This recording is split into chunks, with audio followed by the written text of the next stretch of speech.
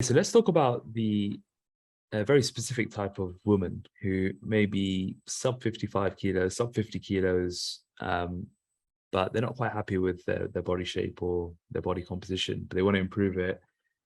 And juggling the fine balance between too aggressive a calorie deficit that may be required to drop body fat when you're sub 50 kilos and the potential severe lack of muscle mass going on here as well. How do you juggle that fine balance? We'll start with Ed here because I know it's something we were discussing off air. So I think that the most important thing for a client like that is realizing that it's not going to be a quick fix. They're going to have to commit to a reasonably long-term journey. How you initially get going, I think it's something that we can then discuss with the client. I'll go into that a bit more in a sec, but the most important thing is that they then start getting training locked in from day one. So making sure that training then becomes a big part of their lifestyle in terms of it being their routine. It's going to be a consistent thing.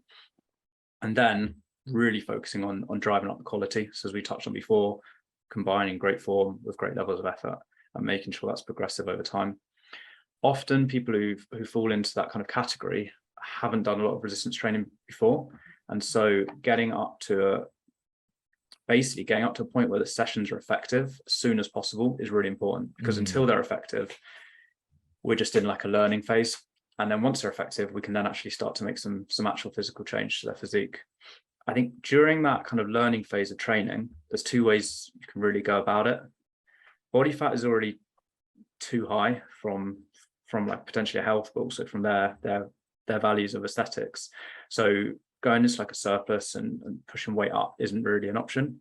So the two options come then down to maintenance or a deficit. I think you can, in my opinion, I think you can put pros and cons to both. I think a maintenance allows them just to have a bit more food to fuel that training. Is actually going to aid more muscle growth in that kind of recomping kind of phase that you mentioned before. The deficit, you can still get that. I just think you're probably not going to build as much muscle in that. And it's going to be very determined by the size of the deficit. I think a pro of the deficit potentially, and this is almost just us being realistic, is you probably get a bit more buy-in. I think people when they start, they want to see some kind of physical change. And as you drop off a bit of body fat, you do start to look better. So I think that's positive. The truth is you're probably only going to be able to go a certain way with that fat loss. You're never going to go and push down to the point where you're actually ripped. So it's probably going to be the case of maybe dropping 5, maybe if you're on the higher end of this bracket, so maybe in the 50s, maybe like a 10 kilo drop total, but they're still not going to be as lean as they want to be. And I think especially as you're a smaller person, so male or female, as you get to lower weights, it's then going to be, you're going to have to be more drastic with your approach to keep weight coming down. So activity is going to have to go higher, food's going to have to keep going lower. Same principles for everyone, but you can't just have it as a relative term the whole time. You know, like someone who's 100 kilos being in a 20% deficit is on paper the same as someone who's 40 kilos being in a 20% deficit. But the reality is, once you get to a certain level, absolute food is just so low, it's just not really realistic from like an adherence perspective, but also from like a health perspective. There's only so much micronutrients and stuff that you can actually get in when calories are so low. So I think there's how you initially start, I think really is either going to be like a small deficit just to get them to a slightly leaner position, but they're never really going to hit what they want in that short term, or hold at maintenance. I think that's completely comes down to their buy-in and what they want. But the main thing really in that period is training's got to get up and running to a point where it's effective, because then once that is effective, you can get them to maintenance and we can actually start building muscle, which is then going to allow them to eventually get to a lean position in that skinny fat syndrome, isn't it? The skinny fat syndrome. But for some reason for women, the skinny fat syndrome looks different to guys, whereas they can almost like, they look skinny but they have no definition. It's a really strange one, right? And you've probably seen this when you were personal training back in the day, where these are the sorts of sessions where you'd write up a session, you'd write up like maybe 6 to 8 exercises, you walk them through it, but they can recover so quick between the sets and you're done in 35 minutes, right? You know the type of Mhm. person it is, right? Because there's literally no generation of intensity. So they'll do 8 reps and they'll hit failure at 8 reps essentially, but 30 seconds later they're ready to do another 8 reps. Mhm. And that learning phase it's critical to be able to generate the Mm. intensity needed to develop muscle. Yeah, and I think the biggest thing there is just the mindset thing. And I actually think for this particular group, it's more prominent with women just because women tend to be smaller. But it's just, I think the real category is just small people who, you know, just when it comes to getting lean, if you are born a smaller individual, you've just been dealt a harder set of cards, to be honest. All we can do is blame your parents for that, I'm afraid. Yeah. It's also the margin of error is just so much smaller as well. And this is why a meal or two out on the weekend that is relatively higher in calories can blow you out of a deficit for the entire week. You know what I mean? Because the relative change is so drastic. And yeah, is it unfair? Potentially. But again, you're a smaller person, your metabolic rate is slower by definition, meaning that you should still be able to technically withstand the same percentage deficit, right? Because yeah, you may not be eating as much food, but your body doesn't require as much food because you're a smaller individual. So yeah, you are going to run into issues because yeah, as Ed said, past a certain point, it's just really, really hard to get enough micronutrients in when your calories are so low for so long. You know, so, and that's probably another reason why this sort of population would be maybe a bit of a caveat with regards to activity. We would rather push activity up a bit more to as much as they logistically can do, so we can keep food a little bit higher to create a deficit, because yeah, we can only keep pulling food so much, which can work. But I just did some quick calculations here. You know, for a 50-kilo woman who's, let's say, 25-30% body fat, meaning she carries 30 to 35 kilograms of lean mass, her BMI is just over 1,000 calories. You know what I mean? That's absolutely tiny. It's a very small amount of food, right? So that's, and again, like that's just an example, but for many women who are wanting to get, you know, if you're going from 50 kilos to 45 kilos, like, yeah, it's almost what is that, 10% of body weight, right? It's 10% body weight drop. So that's the same as someone going from 100 kilos to 90 kilos. So yeah, it's the margin of error is a lot tighter. You can throw yourself out of a deficit much easier. And yeah, you just got to be much more onto it, but you got to be patient. And as both of you have said, training needs to become a priority as well. You need to be able to generate that intensity. You need to be able to train hard and give your muscles a reason to hang around and grow. That'll be my best bet. That whole window of the margin for error thing is really interesting, because you see this in action a lot when couples eat the same food, and you see a classic case when they, you know, girl and guy start dating, they eat the same food, same takeaways. The guy's probably in maintenance mode, but the girl suddenly put herself into some crazy surplus because they eat the same food. 6 months down the line, yeah, you blame, they've got comfortable together. Reality is she was just eating the same amount of food, and sometimes they don't even realize. Like, you can hear about it, you don't even know what normal becomes. Because if you're a 50-kilo woman, you're eating nearly 3,000 calories because your guy is 85 kilos. It's going to cause all sorts of problems. Yep. So speaking of which, should women have the same amount of protein as men, or should there be different amounts prescribed?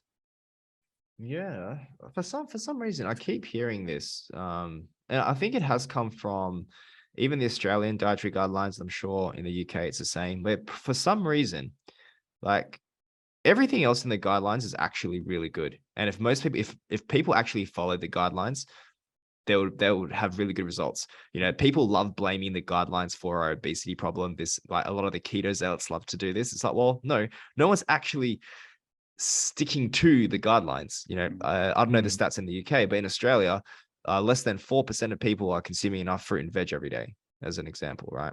So I think the guidelines in general are really good, but when it comes to protein intake, for some reason, this is the one macronutrient that is still far too low. Like, despite all the research showing the 1.6 to 2.2 grams per kilogram body weight being very positive for lean mass accrual, for health, longevity, all this stuff, the recommendation is still really low. And it's actually lower for females than it is for males for some reason. So it's like, I think 0.7 grams per kilo for a female in Australia. And I think it's like kilo. 0.9 grams. Yeah. Wow. Yeah. And intake does, there is a caveat that it's like, well, yeah, intake does go up when you're resistance training and you have a lot of activity, because you need that extra protein for repair and growth and all this, and which is great. And that's all true. But the recommendations still seem to be extremely low. And I think it's still trenched into the old myths of like kidney issues and this and that. Like that's still very prevalent here. And I'm pretty sure it's still prevalent in the UK. But yeah, these recommendations of protein being set that low continue to be perpetuated. And yeah, there is a difference between male and female, even though we know that protein is something that should be based on body weight, you know, not on your gender. It's irrelevant. It's gender neutral. Protein is Very 2022. Yeah, it's binary, non-binary. Yeah, I think you're definitely true in terms of protein myth still. But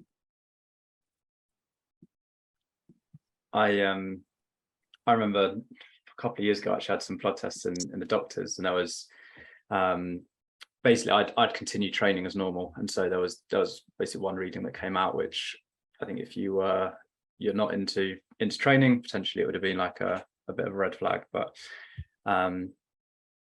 basically the cause was that I just continued training. I trained that morning and trained the days leading up to it. But the woman who took it, who I think was a nurse, was basically asked if I took protein shakes, and they said, oh, that's definitely the cause. Yeah, unfortunately all of her legitimacy kind of fell out the window for me at that point. But yeah, so it's still definitely knocking about, and maybe, you know, guys maybe have pushed past that a bit more, but then maybe potentially in the information that's going to women. But yeah, I think just to confirm, the recommendations we make would be exactly the same, whether it's male or female. So I know you're a fan of the kilos. I like to work in pounds for these things. So yeah, for me, it's normally between 0.8 to 1 gram per pound of body weight is the basic guideline I would normally go off for most people. Is it weird that in the UK, I think we all work on pounds just for calorie recommendations, or in the US as well, but for everything else we do kilos in the UK anyway. Like the idea of like 1.6 to 1.8 grams per kilo, I'm like, what is that? You know, when it's a pound, I'm like, I've got the pound metric convert in my head all the time. Yeah. But yeah, so I still see that getting perpetuated. I also think it's got to do with, again, cultural norms. It's like, it's unladylike to eat like a big serving of protein potentially, you know what I mean? Or I don't know, there seems to be like a discrepancy there as well from what I see. It's it doesn't look good to eat a lot of protein. From a cultural norm, that's where the cardio things come into play as well, where women should do a lot more cardio than to get in shape. And the only way to get in shape is, you see the classic gym picture is a woman running on a treadmill. It's like the classic advertising for a gym, right? And it's probably come from a mix of things we've spoken about, but let's debunk that myth and that women need to do a ton of cardio, need to run loads, do loads of HIIT in order to get into shape they want. You want to go ahead? Yeah, well, I think it just comes back to, I think, probably built on the fact that maybe the old sentiment was that men need to build muscle, women need to lose fat, whereas reality is we all probably need to do both. So yeah, I think if you want to build muscles, if you've listened this far, hopefully it's, you know, you've got the message that we think women would benefit from building muscle, then you're going to have to do what builds muscle, and that's going to be progressive resistance training. Now, resistance can come from a number of things. It can come from body weight, it can come from bands, but, you know, also just normal free weights, machines, whatever it is, as long as those things are progressing over time, you're going to be providing a novel stimulus, which is going to allow that to keep progressing. And that's where potentially like bands, whatever, can work for a while, but there needs to be long-term progression in there. And so let's say you're using a little booty band or whatever it is around your knees, unless you just keep getting stronger and stronger bands, and I assume they only go up to a certain level of strength in the end, that resistance is going to then be capped, and then you're just going to have to keep adding reps for the rest of your life. So at some point, you're just going to have to actually add more load, and that's where just practically getting in some of these other exercises can also just be so beneficial. You know, like an RDL, leg press, things like this. We're probably never going to get to the point in our lives where we can't physically add more load to it. You know, I've been training for a while. the bar's still pretty empty on each side. When I'm doing an RDL, there's plenty of room for more plates on there. Same with the leg press. You know, I've never filled any of these machines. So we need to find exercise where we have scope to keep progressing, because if you're already kind of maxing out 30 reps on your banded whatever's, how are you then going to make that harder over time? And also, most people, when it's so light, they never go anywhere near failure, because you either get bored doing It's hard to gauge. It's hard to gauge failure with lighter weights. You know, you don't know if you're tired, you don't know if it's fitness. Sometimes just boredom as well. Like you just get bored of just doing the same thing, right? Also, actually, just on this is I think a relevant point is people who've never been to the gym before or haven't had an athletic background, which I think these people often fall into, probably because when you're smaller, if you're smaller physically when you're younger, you're probably not making the sports teams, probably don't like sport, not used to all that. Fast forward 20 years, you've probably never done much activity, haven't got a good relationship to it. So then when you start something like a transformation, or you're trying to take hold of your health, you're potentially going into areas that you haven't been before in terms of like a gym, maybe you're going to free weight. So I think there's like an intimidation factor there. But also there's a strong, I'm sure, maybe not desire, but you probably want to feel comfortable and maybe just keep it at home. And I think people, this is where some people can't get to a gym because of just practical reasons. But I think there's a lot of people who don't go because they don't feel comfortable, and they think, oh, maybe I haven't done anything before, I'm to start with body weight, or I'll start with at home stuff, then I'll get to the gym. The truth is, to really get the most out of body weight training, you already need to be in great shape. Like Ivan could just stand on his own, throw Ivan on a desert island, and he could do the best workouts ever. I could do some okay ones, nowhere near the same as him. But for a really obese person who's never trained before, they would be screwed because, you know, all right, let's do a bodyweight squat. Well, the weight they're carrying is so high compared to their strength levels, that's already too hard. Forget about going onto a single leg, push-ups, too hard. So really, I think if you want to get into building strength and make the best start possible, and you can get to a gym, or at least get as much equipment as you can. Because, you know, like a leg press might seem scary, but that allows you to do like similar to a squatting movement, but without having to go in at the same level as your body weight. If you have a completely empty sled, maybe you're only moving 20 kilos. But if you're 100 kilos, maybe when you're squatting, you're actually lifting your whole upper body, which is potentially like 60 kilos or 80 kilos. Same with a pull-up. Like most people go into the gym, they can't do a pull-up because it's basically like doing a pull down. You're having to go in halfway up the stack already, when really you need to start at the bottom of the stack. And that's where, you know, get into a gym, you can use weights or resist like exercises where you can load appropriately for your strength level. Then once you've got a decent level of strength, potentially you can then move into like more bodyweight stuff.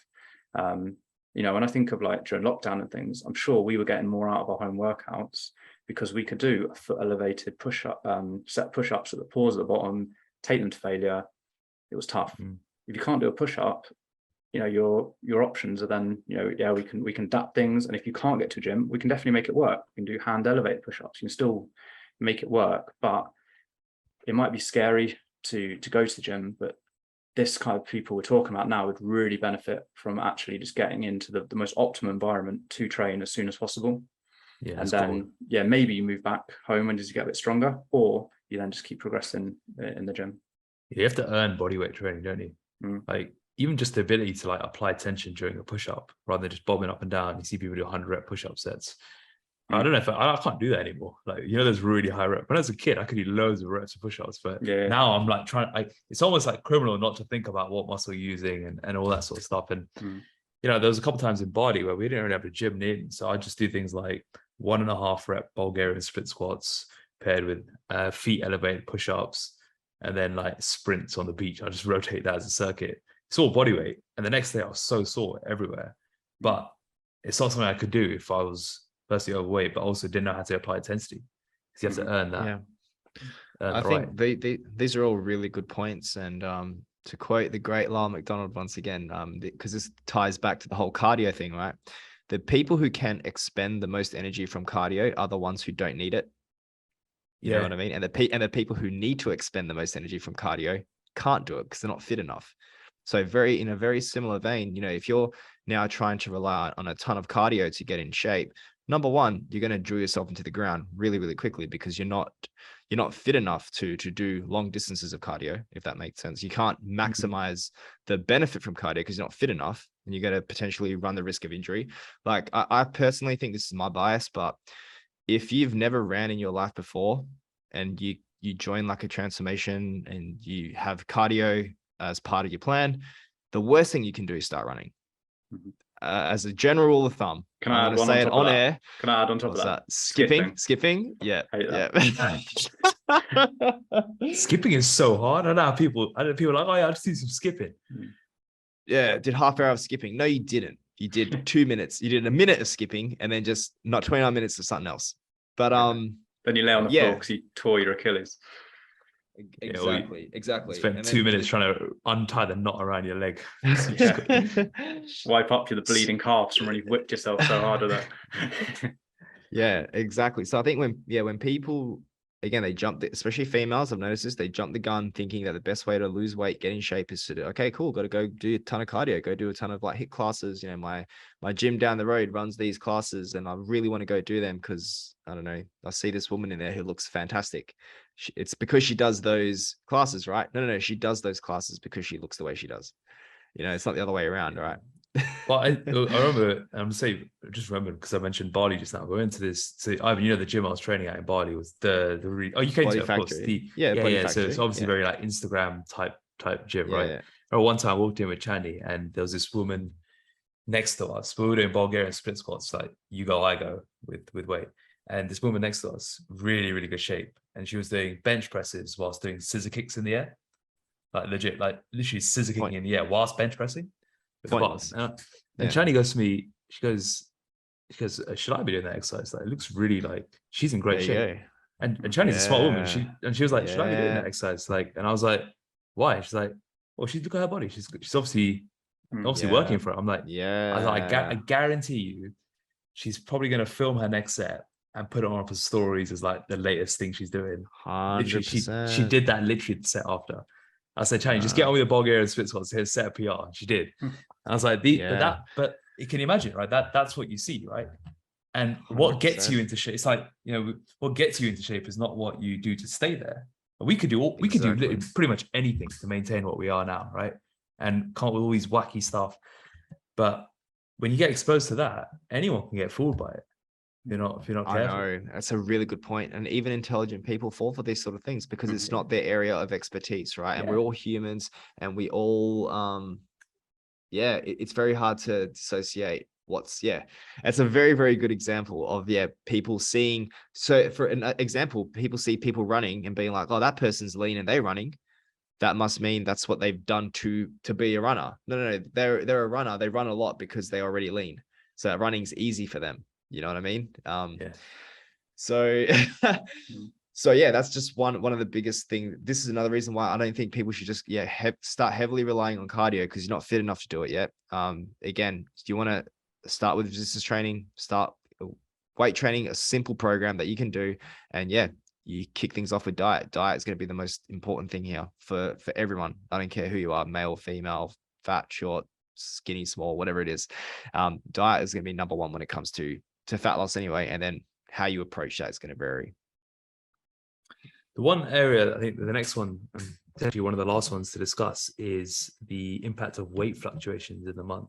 I mean, obviously there's an element of the menstrual cycle here, but let's discuss weight fluctuations and potentially should anything change during the menstrual cycle, because that's something, you know, women wonder, should they train, should they not train, should they eat differently, should they be timing carbs differently, should they be doing higher fat during this period, etc.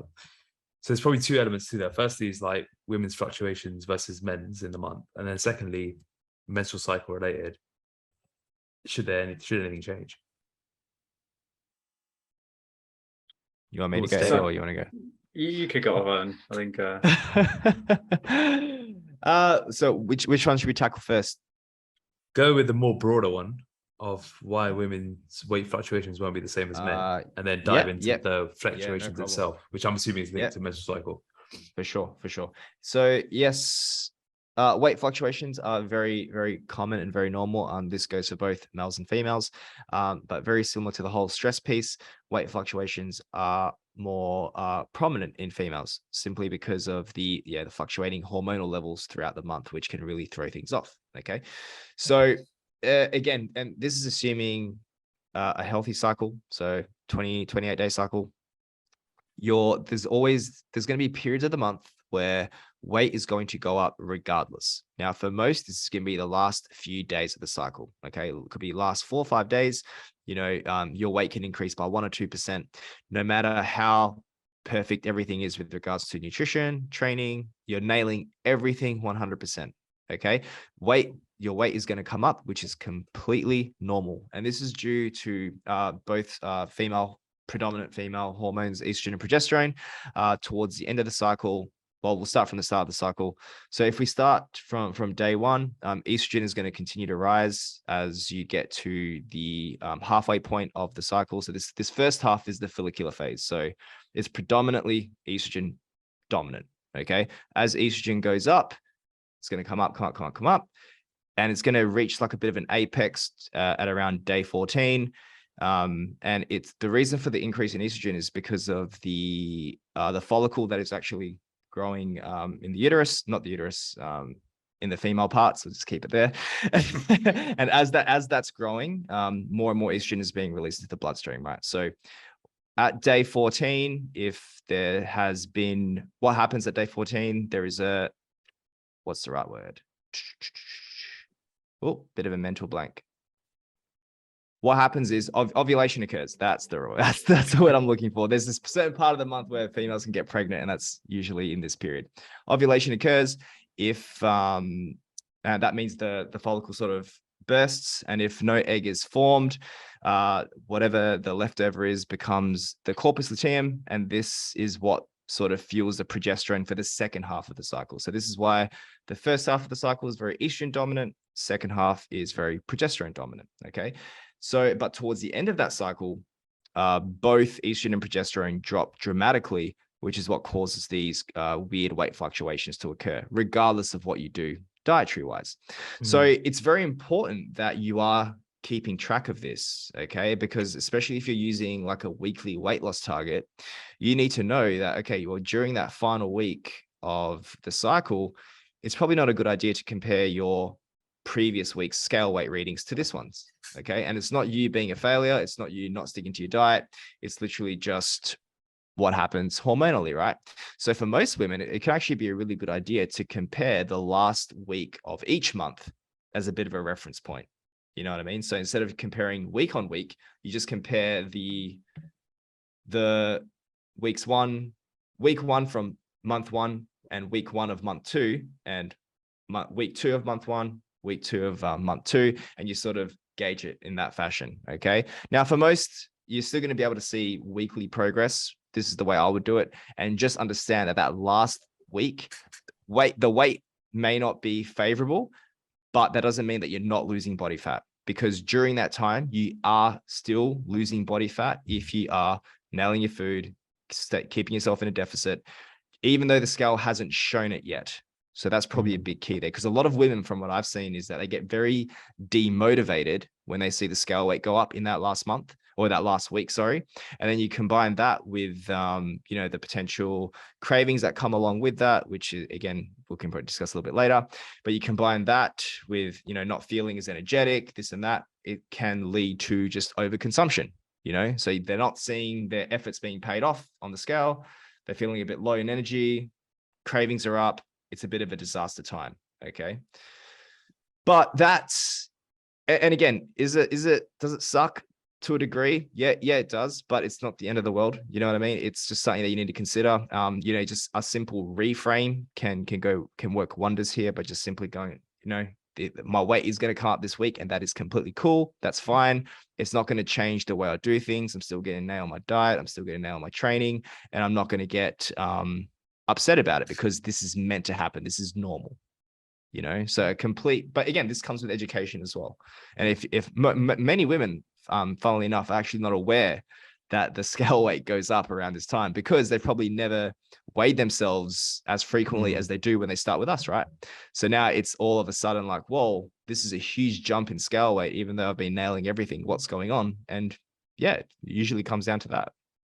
And I think also, if they have been weighing themselves, they've probably also been eating more during that time because of the cravings. So then maybe it's like, well, I ate a bar of chocolate last night, so maybe that's why the scales have gone up today. But no, I think in terms of, I think just to stress, just I know you just covered it, I'm just like really getting to everyone's head. Scale weight isn't a direct measure of body fat. And so you can be losing body fat and the scale not be moving in the short term. Yeah. Over the longer term, that's not going to be the case. But it's exactly the same as if I get a really bad night's sleep tonight, tomorrow my weight will be higher. And like, you just got to think that if you're nailing everything, body fat will be coming down. And all that's happening, if you're approaching a period or you've had bad night's sleep or you've had way more salt in your diet or something like that, all you've done is you've got on the scale with a rucksack on that day. When that body water drops off, you just take the rucksack off. Your actual body fat levels, how you look, will look like, well, maybe not how you look in terms of watches, but how much fat you've actually got on you is just remained constant or actually decreased during that time. It's not more fat. Yeah. Gold. Yeah. Gold. Is that well, I think just in terms of how to potentially then deal with that, in my opinion anyway, I don't think there's or manage the fluctuations across the month, and I don't think there's 100% a right or wrong way to do it. But I think whatever approach you take, you need to know why with that client. I think that the two that make quite a lot of sense, or seem to be, number one is either continuing as normal, which I think is great from like a routine perspective. They don't have to worry about altering macros, their meal prep remains the same, food shopping remains the same. I think it can potentially be harder from a cravings perspective at that time, but that can also actually be a great opportunity to address how they're managing cravings, how they're managing stress, that kind of emotional response in terms of using food. I think there's another option is potentially just pulling up to a maintenance level for that period. The trade-off there is you accept you're not going to be making progress with fat loss, but potentially are then having a bit more food around that time. I don't think there's a right or wrong. I think you then have to just weigh it up for the client. I think if someone is a very quite advanced trainee, also quite advanced in terms of how they manage their food, I think pulling up to maintenance can be fairly seamless, and it can be quite a good way of managing it. It also probably isn't going to be massively disrupt things because you're probably looking at a longer term goal. So potentially you're just looking at 25% less progress across the month. However, for someone who's starting off and is newer, I think it can be a really big shift in terms of their processes, in terms of like meal prepping. And also, I don't think it actually addresses the cravings and the emotional issues they have around food at that point. And this kind of ties into diet breaks and things like that as well, I think, so not just for women, but I think if the stress and the fatigue that you get from dieting is coming from being so precise with your measurements, having to stick to, not having to, but basing it around foods that fit well with the amount of calories you're consuming, then having more of those foods doesn't really solve those issues, because you're still going to have to track. It's probably just going to be more potato or something like that, rather than actually just get to eat what you want for this week, which is then potentially what's going to aid them in dropping some of that fatigue or stress around it. So I think for most of the people that we work with, pushing on as normal, accepting, being aware really that it's going to be a harder time, and then potentially adapting things to the individual. But normally I think it just really highlights a woman's go-to stress management tools. And it can be a great time to try and address them more deeply. Yeah. On that, additionally, I also think another strategy that I've used with some women, and again, all these things can be very individual, right? There's nothing wrong with potentially adding a bit more like chocolate or something sweet within your actual calories and macros for that week. You know, for some, this can be really easy. For others, it can lead to a binge, right? So this is where you need to know yourself, and you need to know, okay, cool. Can I practice moderation in this certain specific environment and situation? Then brilliant. I also think it's a really good practice run for what's to come later down the line, right? Because most people do want to be able to incorporate some of these foods within their diet over the long term and not let it be a big thing. So if you can, again, take that food off a bit of a pedestal, and there's nothing wrong with wanting chocolate. There's nothing wrong with wanting something sweet at all. I think many people fall into this black or white thinking and thinking they're a failure if they want some chocolate, you know what I mean? Or if they crave chocolate, they think they're a bad person or they're doing something wrong or this and that. So it's like, well, no, maybe there's nothing wrong with maybe including some chocolate day to day and just seeing how you feel on that. And that in and of itself, because as we know, what makes something more, what makes what makes you want something more is when you're told you cannot have that thing, right? So if you've come into this mindset being like, oh, I really want chocolate, but I know I can't have it because, I don't know, Cosmopolitan said it's bad. You're just gonna go in with these misconceptions, right? But again, what we like to do here is make people understand, hey, you can have whatever foods you actually like, right? But the key does come down to, wanting to preferentially go for healthier foods, or quote unquote healthier foods, because they make you feel better, right? But there's nothing wrong with including some chocolate or biscuits or what have you, if they can fit within your calories and macros. I think it's a very viable strategy for a lot of women. To tie this women's special double header special nicely, do you want to touch on pregnancy a bit? Because I've been getting a lot of you got building works. Kick it in. Yeah, sorry about that. The plumber's turned up halfway through. That's all right. I've been getting a lot of we get a lot of messages recently. Well, we've been getting a lot of messages recently asking, should they start? They're thinking about a family. Should they start their transformation journey now? Or what happens if they fall pregnant during the transformation journey? What should happen? Should they pause?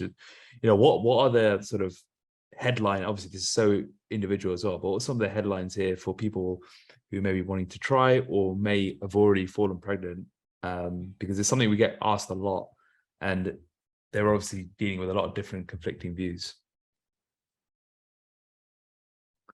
Yeah, it's a really good question. I think anyone could still benefit coming on the journey with us, even if the goal is pregnancy. The goal doesn't have, if someone's goal is to get pregnant, well, obviously you're not going to get into photo shoot condition, right? Because that's not the priority.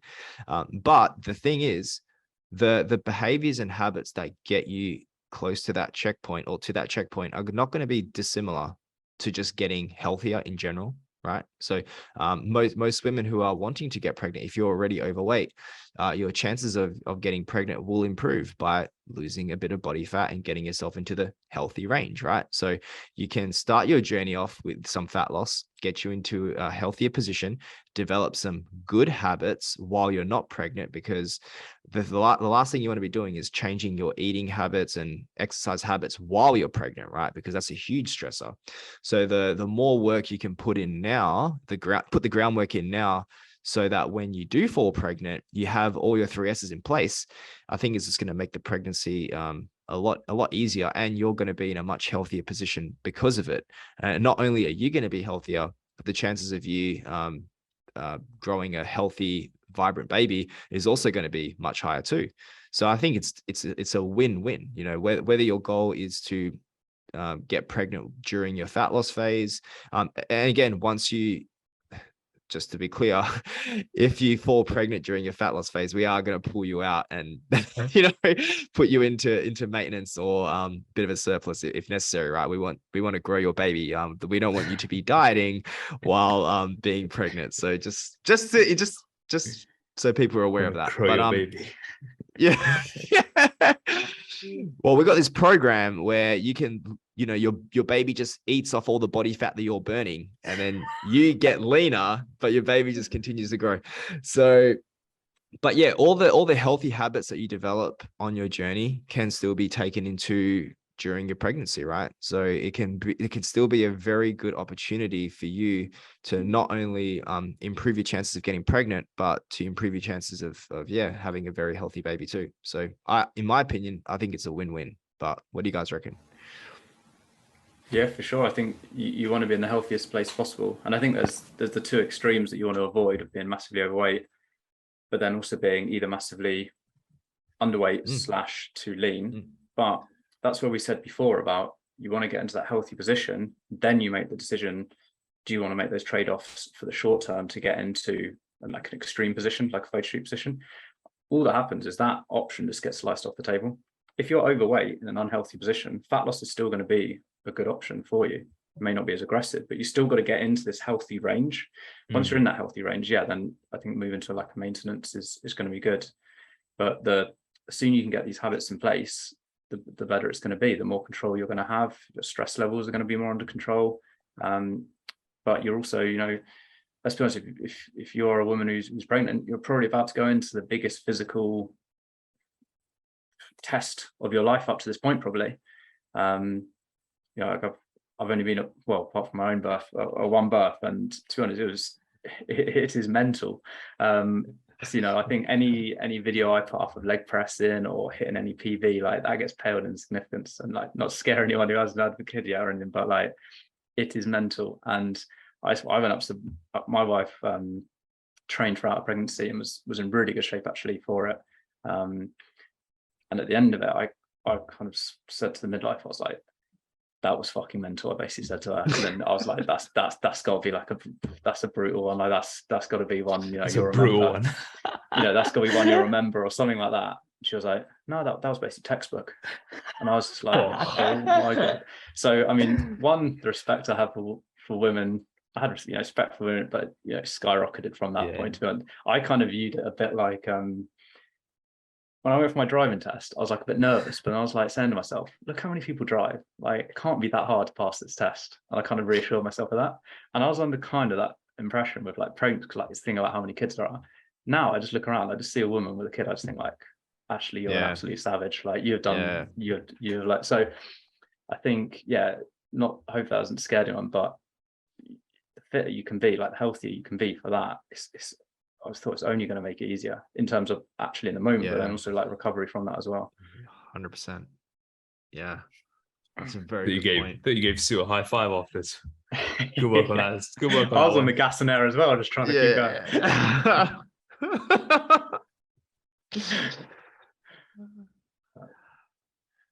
I think we've covered off pretty much every myth out there for women. Maybe just to add on, sorry, a little bit with the pregnancy. Things do have to change, but we can help you with that. We definitely recommend getting the support from a doctor as well, and we can then follow recommendations. But you can still continue exercising. Adjustments like certain positions should be avoided, certain foods should be avoided. But we can help you guide you through that. And obviously, we're going to take into account what you're comfortable with, and then post pregnancy, your health and your well-being is going to have a massive impact on not only yourself, but then obviously the newborn as well. So it's something that it's not probably going to be this drastic before and after style thing that maybe originally came for or originally looking for, but we're going to help you through a very challenging period and an important period of your life for sure. And help set up and create some generational health, because you can pass those habits on to your kids, your family, and to everyone else around you. So benefits always go beyond just the one person who's going on the journey. I think this has been a really interesting episode. I've definitely learned a bit, learned some new things. I'm sure you guys have as well. So I'm looking forward to releasing this one. I think we've covered off most myths, but if you missed any, you can always drop us an email on podcast@rntfitness.com and tell us what you want to learn more about, and we'll be sure to hit record. Any final closing sentiments?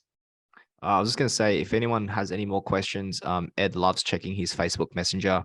So just send them through there, and we'll answer them the following week. Yeah, be sure to spam him. He'll love it. Yeah, thank you for that.